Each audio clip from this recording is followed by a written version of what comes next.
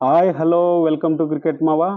Rajasthan Royals versus Royal Challengers Bengaluru మధ్య జరగబోయే ఈ మ్యాచ్ చాలా ఇంట్రెస్టింగ్గా ఉండబోతుంది. ఎందుకంటే టేబుల్ పాయింట్స్లో తీసుకుంటే మొదటి నుంచి రెండవ స్థానంలో రాజస్థాన్ రాయల్స్ ఉంటే, చివరి నుంచి రెండవ స్థానంలో రాయల్ ఛాలెంజర్స్ బెంగళూరు ఉంది.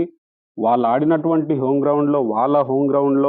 వాళ్ళ హోమ్ కండిషన్స్లో ఆడినటువంటి చివరి రెండు మ్యాచ్లు వాళ్ళు ఓటమి చవిచూశారు. ఇక్కడ రాజస్థాన్ రాయల్స్ అయితే వాళ్ళు ఆడినటువంటి 3 మ్యాచెస్‌లో విజయాలు సాధించి వాళ్ళు టేబుల్‌లో రెండవ స్థానంలో ఉన్నారు. జైపూర్‌లో మరొక్క విజయంతో టాప్‌కి వెళ్ళాలనే ఆలోచనలో ఉంటారు. జైపూర్‌లో వాళ్ళకున్న క్రౌడ్ గాని, వాళ్ళకున్న కండిషన్స్ గాని అన్నీ గూడా వాళ్ళు యుటిలైజ్ చేసుకొని ఖచ్చితంగా ఆర్‌సీబీని ఓడించి వాళ్ళు టేబుల్‌లో టాప్‌లోకి వెళ్ళాలని వాళ్ళు ఉంటారు. ఎలాగైనా సరే హోమ్ కండిషన్స్‌లో ఓటమిలు వస్తున్నాయి. మరి హోమ్ కండిషన్స్‌లో ఓడిపోతున్నాం. కనీసం ప్రత్యర్థి జట్టు యొక్క వేదికకొచ్చైనా సరే ఇక్కడ విజయం సాధించాలని జెప్పేసి బెంగుళూరు గూడా ఖచ్చితంగా అనుకుంటుంది. ఎందుకంటే ఇప్పటికే 3 మ్యాచెస్‌లో ఓటమినైతే చవిచూశారు.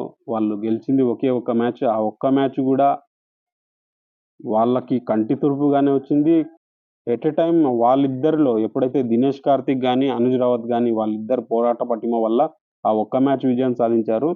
ఆ తరువాత వీళ్ళ యొక్క టాప్ ఆర్డర్ ఫెయిల్యూర్ అనేది ఖచ్చితంగా ఆర్‌సీబీని ఇబ్బంది పెడుతుంది. ఎందుకంటే ఫాఫ్ డు ప్లెసిస్ గాని, గ్లెన్ మాక్స్‌వెల్ గాని వీళ్ళిద్దరూ ఎప్పుడైతే సక్సెస్ అవుతారో అప్పటి వరకు ఆర్‌సీబీకి అనుకున్న విజయాలైతే అందిపుచ్చుకోలేరు అని జెప్పేసి డెఫినైట్‌లీ చెప్పొచ్చు. ఎందుకంటే విరాట్ కోహ్లీ కన్సిస్టెన్సీ‌గా పరుగులొస్తున్నాయి. అదేవిధంగా ఆరెంజ్ క్యాప్ లిస్ట్‌లో గూడా తనే ముందున్నాడు. కానీ, ఆ స్ట్రైక్ రేట్ ఏదైతే ఇబ్బంది కలిగిస్తుందో, ఆ ఇబ్బందనేది ఆర్‌సీబీని ఇంకా కాస్త వెనక్కి నెడుతుంది.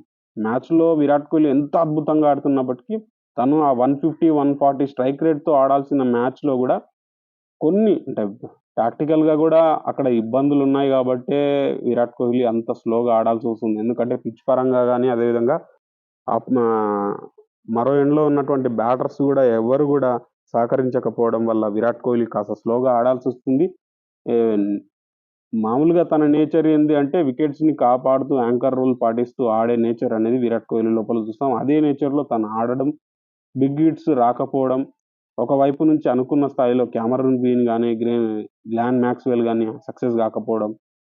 ఎప్పుడైతే ఫినిషర్‌గా వస్తున్నటువంటి అనుజ్ రావత్ గాని, దినేష్ కార్తిక్ గాని అన్ని మ్యాచెస్‌లో సక్సెస్ గాకపోవడం అనేది ఆర్‌సీబీని ఇబ్బంది పెడుతుంది. ఆ ఇబ్బందిలో వాళ్ళ ఓటములైతే వరుసగా 2 మ్యాచెస్ వాళ్ళ హోమ్ గ్రౌండ్‌లో ఓటమిని చూసిన తర్వాత ఖచ్చితంగా ఇక్కడ జైపూర్‌లో విజయం సాధించి తీరాలనే ఆలోచనలో ఉంటారు. ఎందుకంటే ఈ మ్యాచ్ వాళ్ళకి క్రూషియల్ అని చెప్పొచ్చు. ఈ మ్యాచ్‌లో గనక ఓడిపోయారు అంటే వాళ్ళు చాలా వెనక్కబడిపోతారు. ఎందుకంటే ఆల్రెడీ 4 మ్యాచెస్ ఆడారు.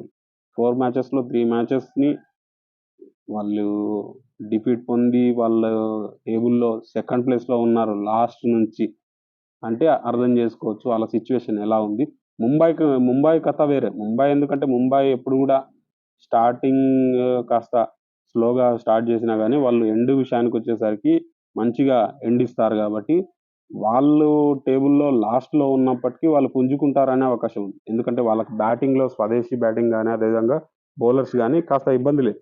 కానీ బెంగుళూరుస్‌కి బౌలింగ్ డిపార్ట్‌మెంట్ పూర్తిగా ఇబ్బందుందని జెప్పొచ్చు. బౌలింగ్ డిపార్ట్‌మెంట్‌లో పూర్తిగా నాసిరకంగా లాస్ట్ సీజన్‌లో అంతకుముందు సీజన్‌లో సక్సెస్ ఇచ్చినటువంటి మహమ్మద్ సిరాజ్ గూడా ఈ సీజన్‌లో పూర్తి స్థాయిగా ఫెయిల్యూర్ అవుతుండడం అనేది బెంగుళూరుకి చాలా ఇబ్బందికరంగా ఉంది. వాళ్ళ బౌలింగ్ విషయాన్ని ఎంత తక్కువ మాట్లాడుకుంటే అంత మంచిదని జెప్పొచ్చు. వాళ్ళు ఎప్పుడూ గూడా విజయాలు బ్యాటింగ్ మీదే ఆధారపడి ఉన్నారు. ఈసారి గూడా బ్యాటింగ్ మీదే ఆధారపడి విజయాలు సాధించాలనే ఉద్దేశంలో ఉన్నారు. అదే ఉద్దేశంలో క్యామరూన్ గ్రీన్‌ని మిడిల్ ఆర్డర్‌లో తీసుకున్నారు. ఆ మిడిల్ ఆర్డర్‌లో వచ్చినటువంటి క్యామరూన్ గ్రీన్ తను batting orders second down, third down ఇట్లా మారుస్తున్నప్పటికీ తన నుంచి ఆ భారీ హిట్టింగ్ ఏదైతే బెంగుళూరు కోరుకుందో అది రాకపోవడం అనేది బెంగుళూరుని చాలా ఇబ్బందికి గురి చేస్తుంది. ఆ ఇబ్బంది తర్వాత ఈ మ్యాచ్‌లో మరి వాళ్ళ బ్యాటింగ్ త్రయం ఏదైతే కేజీఎఫ్ ఉందో ఫాఫ్ డు ప్లెసీ గాని, మాక్స్‌వెల్ గాని, విరాట్ కోహ్లీ గాని ఈ ముగ్గురు ఎంతవరకు వేగంగా పరుగులు రాబడతారు అనే దానిపైనే ఇటువైపు ఆర్‌సీబీ విజయ ఆశలు గాని, విజయ అవకాశాలు గాని ఉంటాయి. ఇక్కడ రాజస్థాన్ రాయల్స్ విషయానికొస్తే రాజస్థాన్ రాయల్స్‌కి బౌలింగ్ డిపార్ట్‌మెంట్‌లో ఎలాంటి ఇబ్బందులు లేవు. ఎందుకంటే వాళ్ళ బౌలింగ్ డిపార్ట్‌మెంట్ చూసుకొని ట్రెంట్ బోల్ట్ గాని, అదేవిధంగా ఆండ్రే బర్గర్ గాని, సందీప్ శర్మ గాని వీళ్ళు ముగ్గురు గూడా పేస్ డిపార్ట్‌మెంట్ అద్భుతంగా బ్యాలెన్స్‌డ్‌గా నడిపిస్తున్నారు. ఒకరు గాకపోయినా ఒకరు సక్సెస్ అవుతున్నారు. ముంబైతో మ్యాచ్‌లో మనం చూసాం. ట్రెంట్ బోల్ట్ మొదట్లోనే వికెట్లు తీస్తే ఎలా ఇబ్బంది పెట్టాడు.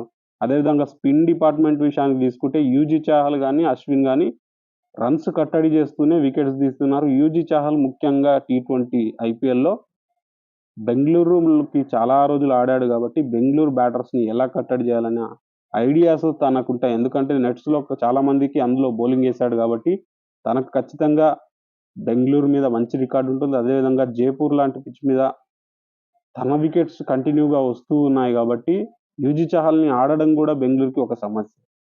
అదేవిధంగా అశ్విన్ టాక్టికల్‌గా తన బుర్రని ఉపయోగిస్తూ సిట్యుయేషన్‌కి తగ్గట్టుగా బుర్రను ఉపయోగిస్తూ బౌలింగ్ ఏసే అశ్విన్‌ని ఆడడం గూడా చాలా సమస్య. అశ్విన్ మనం జూడండి. వాళ్ళు ఆడిన 3 మ్యాచెస్‌లో అశ్విన్ ఎకానమీ రేట్ చాలా తక్కువగా ఉంది.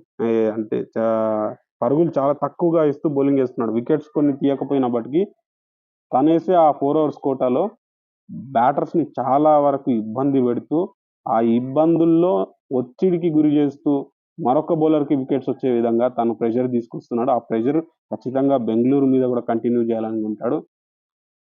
వీళ్ళు బ్యాటింగ్ డిపార్ట్‌మెంట్‌లో పూర్తి స్థాయి సక్సెస్ లేకపోయినప్పటికీ ఇండివిడ్యువల్ పెర్ఫార్మన్స్‌తో మాత్రం పరుగులొచ్చాయి. రియాన్ పరాగ్ గాని ఒక మ్యాచ్‌లో సంజు శాంసన్ గాని ఇలా ఒకరు పరుగులు ఇస్తూ వచ్చారు. కానీ వాళ్ళ పూర్తి స్థాయి ఓపెనింగ్, బ్యాటింగ్ గనక సక్సెస్ అయింది. జాస్ బట్లర్ అదేవిధంగా యశస్వి జైస్వాల్ అంటే మాత్రం బెంగుళూరుకి కష్టాలు తప్పవని చెప్పొచ్చు. ఎందుకంటే బౌలింగ్ డిపార్ట్‌మెంట్‌లో ఎటొచ్చి సమస్యలు లేవు రాజస్థాన్ రాయల్స్‌కి. ఏదైనా సమస్య ఉంది అంటే బ్యాటింగ్‌లో ఇండివిడ్యువల్ పెర్ఫార్మన్స్‌తో మ్యాచెస్‌ని నెగ్గుకుంటూ వచ్చారు గానీ, పూర్తి స్థాయి టీమ్ పెర్ఫార్మన్స్ అనేది లేదు. ఆ టీమ్ పెర్ఫార్మన్స్ అనేది ఇటువైపు కనిపిచ్చింది. ధ్రువ్ జురెల్ లాంటి బ్యాటర్స్ గూడా కాస్త హిట్టింగ్ జేశారు.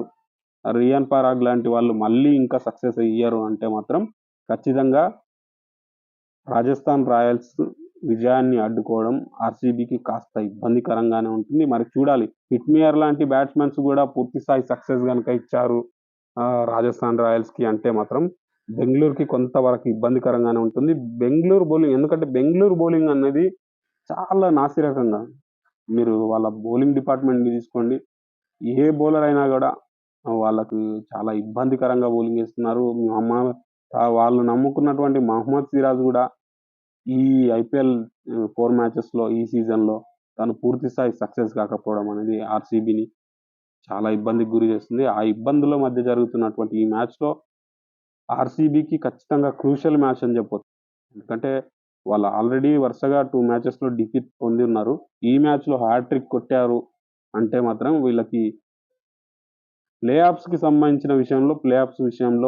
వచ్చే క్రమంలో ఖచ్చితంగా ఇబ్బందులనేవి తప్పవు. వరుసగా మ్యాచ్‌లు విజయం సాధించాల్సిన పరిస్థితిని వీళ్ళు కూడగట్టుకోకుండా ఖచ్చితంగా ఈ మ్యాచ్‌లో విజయం సాధించడానికి మరి ఎన్ని వ్యూహాలు, ఎన్ని రచనలు అమలు చేస్తారనేది చూడాలి. ఈ అమలు విషయంలో వీళ్ళ బలం, వీళ్ళ బలహీనత బ్యాటింగే గాబట్టి, వీళ్ళు బలంగా ఆడితే బ్యాటింగ్‌లో భారీ పరుగులు చేస్తే, వీళ్ళు వాళ్ళకున్నటువంటి ఆ బౌలింగ్ రిసోర్సెస్‌తోని విజయం సాధించొచ్చు. లేదు వీళ్ళు తక్కువ పరుగులు బోర్డ్ మీద పెట్టారు అంటే మాత్రం ఖచ్చితంగా వీళ్ళకి ఇబ్బందులు తప్పవు. ఎందుకంటే వీళ్ళ బలము బ్యాటింగే, వీళ్ళ బలహీనత బ్యాటింగే. ఒక్కొక్కసారి అనకొండలాగా పెద్దగా పరుగులు చేస్తారు. లేదంటే చిన్న తాచుపాములా ఒక్కొక్కసారి కుప్పకూలిపోతారు గాబట్టి, వీళ్ళు అనుకున్న రీతిలో గనక వీళ్ళ బ్యాటర్స్ పూర్తి స్థాయి విధ్వంసం చేశారు. కేజీఎఫ్ గనక సక్సెస్ అయ్యింది అంటే మాత్రం బెంగుళూరు భారీ పరుగులు బోర్డ్ మీద పెట్టేసి మనకున్న ఆ బౌలింగ్ డిపార్ట్‌మెంట్ ఏదైతే ఉందో వాటితోనే విజయం సాధించే అవకాశం ఉంటుంది.